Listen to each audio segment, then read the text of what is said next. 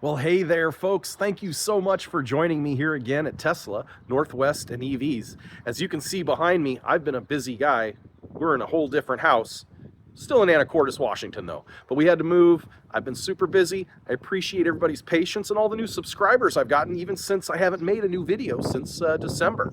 So, join me on the flip side. We're going to take a walk through of my beautiful 2024 Cybertruck Maeve. I'm going to share with you some of the tips and tricks that I've found helpful, how to save some money on some accessories, and a couple of things that annoy me. So if you're interested, join me on the flip side, and we'll talk all about it in a minute. Thanks once again, and just have a wonderful day.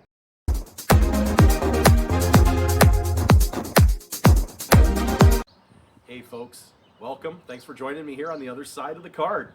We're going to talk today about my 2024 Cybertruck Maeve.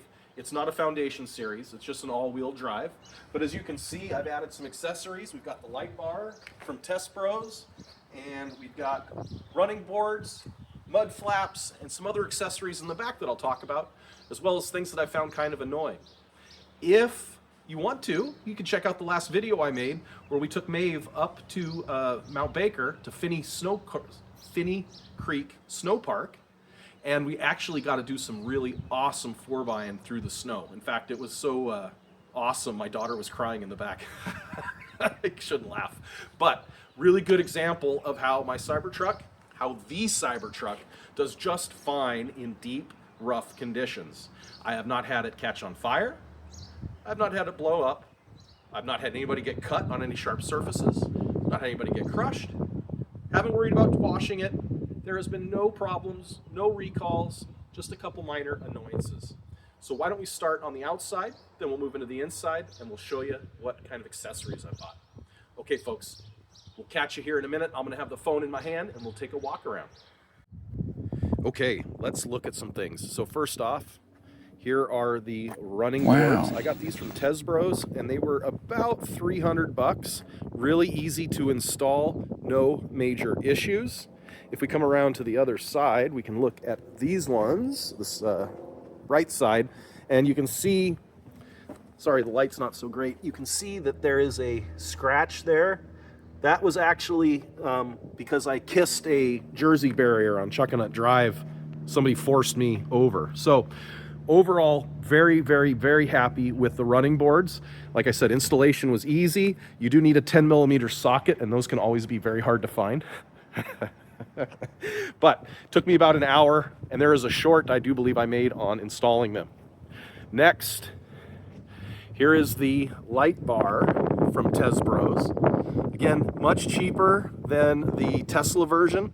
I think I paid a couple $100. Again, I'll put links for all of this stuff in the description. Easy installation. You have to love these little flip-up tabs here. Tesla thought of this. So let's look at this here. If you push down on the inside, it comes up, and then you can fold it back down. And so that's for racks and the like, and it's the same with the bed here. Push down and they flip up. Okay, so really easy to install. You can see the wiring over on the other side, and I know I made a short on this. What's next? Mud flaps. These again I got from Test Bros, and very easy to install. There's the one in the back. Took me all of about 10 minutes at most. Okay, then you've got to get the awesome hubcap cover, right? So I took the aero caps off, and I think the rims look just superior this way. And again, I got these caps from Test Bros, and they weren't terribly expensive. Okay, walking around. Luckily, the truck is relatively clean. I have found that a bartender or barkeeper's best friend is really good for keeping the truck clean. So that was the major outside accessories that I've added. Let's look at what's in the bed. Oh!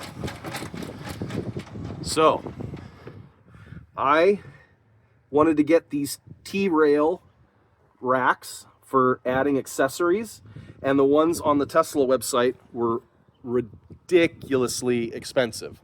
The ones that I've got here, I bought off of Amazon, and we're talking about 150 bucks for the pair. Okay. Tow strap, must have when you're going to go off-road.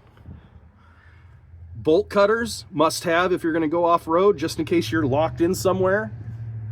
Got myself a Rhino folding shovel. So again, just in case something happens and we get stuck. Fire extinguisher, obviously. And then a hatchet. And that little bucket, my daughter got me, it's a garbage can for the car interior, but I repurposed it, and that's where I keep all my straps and zip ties. Okay, let's look at this rack here. This is a great, handy little mesh net. Got it off Amazon. I think it was like 30 bucks. Really works well, and it's held on by carabiners. And then if anybody knows what this thing is, that's a nifty nabber. And I use that to grab stuff that's too far in the back. Okay. What about inside the vault? What am I traveling with? Well, everybody's got to have a Pendleton Costco blanket and a cooler. But I want to show you the best thing to get. A folding stool. This is going to save your life whenever you need to do anything on the windshield or the top of the car. Please, please get yourself one. Otherwise, pretty standard stainless steel cleaner, some bags for trash, nice big ass crowbar, and a folding table, and some blankets. All right. If you have any questions up to this point, I'd love to see them in the comments. Let me know what you think. But now we're going to move into the interior. But I did want to show you one slight annoyance outside. And that is this flap right here. It's just a little loose. Well, more than a little loose. And it kind of looks a little funky. I just think it probably worked its way. Oh, I know, truck. I think it just probably worked its way like that over the course of me driving it. Now, how many miles have we put on this bad boy? Almost a little over 7,000. Actually, I was going to say almost 7,000, but I turned over 7,000 today. We've taken it to California and back.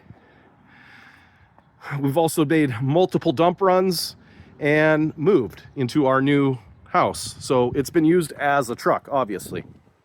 All right, I'm going to catch you on the flip side, and we're going to go look in the interior.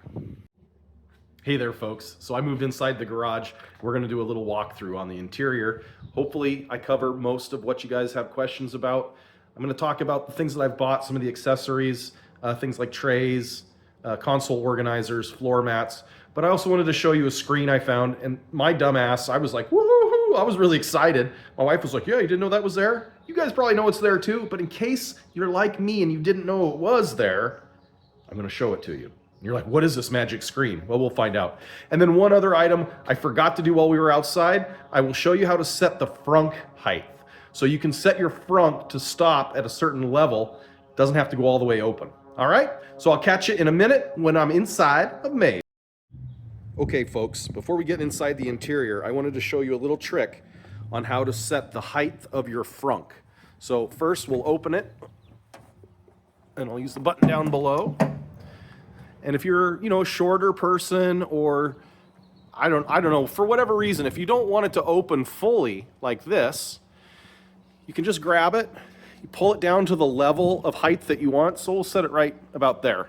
Okay, so I've got it right there. I'm going to come down here and I'm going to hold this until it beeps.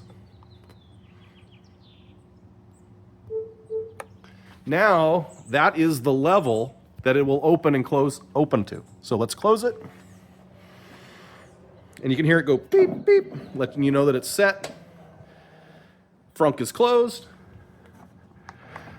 Nice close-up of some dead bugs. Frunk is opening. Aha, look at that. That's all the further it'll open to. And the great thing is, if you want to set it back, you just push up, push it back up. Takes a little strength. Now it's all the way open.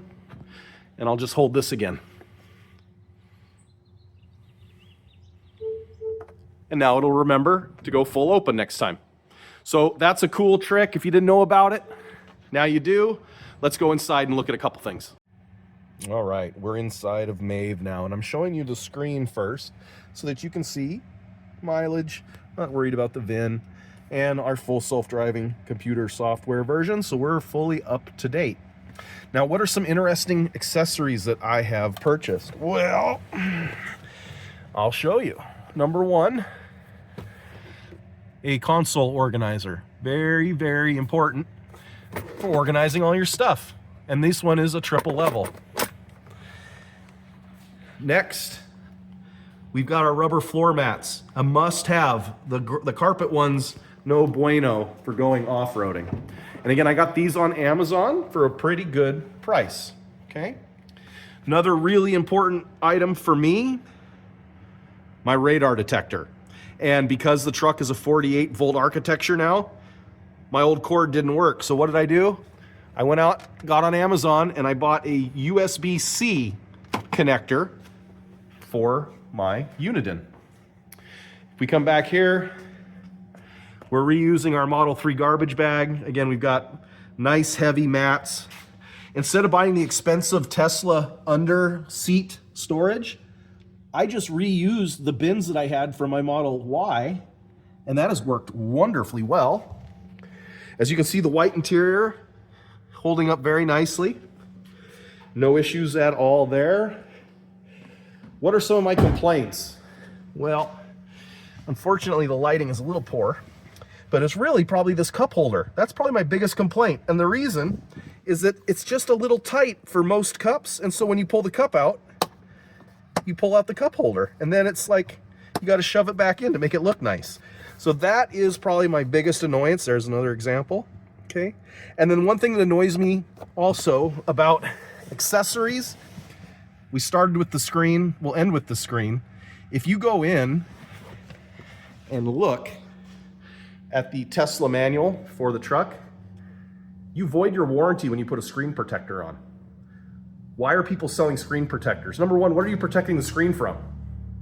Like, are people throwing shit at the screen? Are you scratching it? What's going on there? And two, why would you sell something that voids your warranty? So be mindful of that. Check your manual. Read through the manual. It helps. All right, if you have any questions, let me know. Otherwise, I will catch you on the flip side here at Tesla, Northwest, and EVs. And one last item my dumbass forgot to mention. Here we can see this screen, which if you didn't know, it'll show you how high the truck is, ground clearance, and to the top. So if you're ever going through a parking garage and you're concerned, you can just scroll over and look and say, oh, okay, I'm at 5'9". I can fit perfectly. So I wanted to make sure you guys saw that screen. I didn't know about it. Now you know. Have a great day.